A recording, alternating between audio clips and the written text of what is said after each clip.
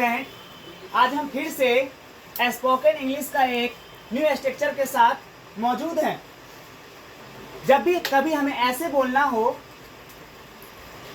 कि मैं पढ़ता ही तो हूँ, मैं खेलता ही तो हूँ, मैं आता ही तो हूँ, राम जाता ही तो है, वे खेलते ही तो हैं, वे बोलते ही तो हैं, वे लिखते ही तो हैं, ऐसे कभी हमें बोलना हो तो उसके लिए हम इस स्ट्रक्चर का प्रयोग करेंगे। हमारा स्ट्रक्चर है subject plus do oblique does oblique did plus V1 plus object. पहले हम इसको रूल को समझ लेते हैं। हमारा रूल है आई, वी, यू, दे और प्लूरल नेम के साथ हम डू का प्रयोग करेंगे तथा ही, सी, इट और सिंगुलर नेम के साथ हम डज का प्रयोग करेंगे तथा डिड का प्रयोग हम पास्ट टेंस में करेंगे।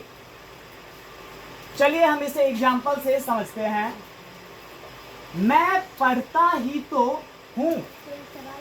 जब कभी भी आपको जबरदस्ती किया जाता है, अरे तू पढ़ते हो कि नहीं, तब आप कहते हैं हाँ मैं पढ़ता ही तो हूं, कहते हैं।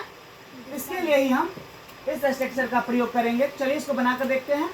आई के साथ हमेशा डू का प्रयोग किया जाता है, इसलिए आई डू रीड। मैं पढ़ता ही तो हूं, आई डू रीड। मैं आता ही तो हूं, आई डू कम। मैं आता ही तो हूं, आई डू कम। राम आता ही तो है। राम सिंगुलर नेम हुआ, माने एक नाम है, एक नाम को ही हम सिंगुलर नेम कहते हैं। इसके साथ हमेशा डज का प्रयोग हो, क्योंकि देखो यहाँ रूल कहता है कि ही, सी, इट और सिंगुलर नेम के साथ हम डज का प्रयोग करते हैं, इसलिए राम के साथ होगा does. Ram does come, Ram does कम। राम आता ही तो है। तुम रोती ही तो थी, ये पास्ट टेंस में आ गया, हाथे थी में आ गया, इसीलिए यू के साथ हम लगाएंगे did. You did whip, you did whip. तुम रोती ही तो थी, यू डिड विप। तुम बोलती ही तो थी, ये भी पास्ट टेंस में है, तो यू डिड स्पीक।